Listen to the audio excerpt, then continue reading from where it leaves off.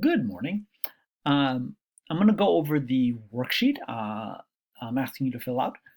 So what you're going to do is you're going to basically pick a company that you'd like to find out more information about them.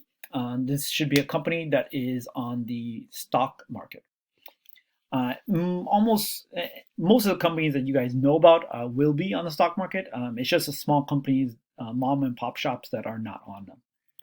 So here you're going to write the company's name. Here you're going to write the company's ticker, or basically the symbol that represents them on the stock market. If you haven't already watched part 1, 2, and 3 of the PowerPoint presentation, basically explaining about the stock market and individual stocks, do that before you continue with this. So here you write a description about the company. You can do it from the top of your head if you already know the company well, or look it up. And that company, in which sector or area does it operate in? That is once again explained in the PowerPoint. Here you're going to look up the market capitalization. You can either calculate it from scratch or you can just look it up. A lot of this information that is just generally available because these are major facts about the company. Using the market capitalization, you're going to decide, is that a mega, large, mid, small, or micro-sized company? And then you're going to start looking up some things about valuations for the company.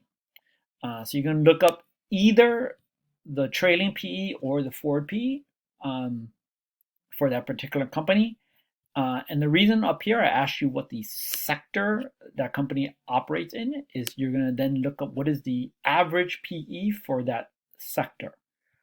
If you found here the trailing PE, then find the sector's trailing PE. If you found the forward PE up here, then find the sector's forward PE. Then you're going to find what is the S&P 500's current PE. S&P 500 once again is that index, and then you're going to find out what the average PE for the S&P 500 is historically, and we're talking about average in the past here.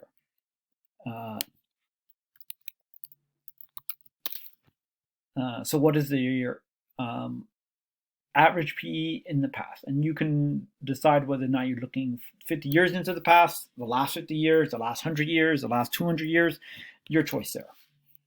Okay, and then you're going to calculate, just like up here, you calculated either the trailing PE or forward-looking PE. Here you're going to either calculate the trailing PEG or forward PEG. And then you can find out how many dollars in dividends per yield. Sorry, how many dollars per year is the dividend for your company, and you're going to calculate the dividend yield, or maybe you'll be able to find information. And after you finish that, just answer this question, given information that you have so far found and anything else that you might have in your head. Would you be willing to buy that company right now? All right, and that's it. Have a nice day.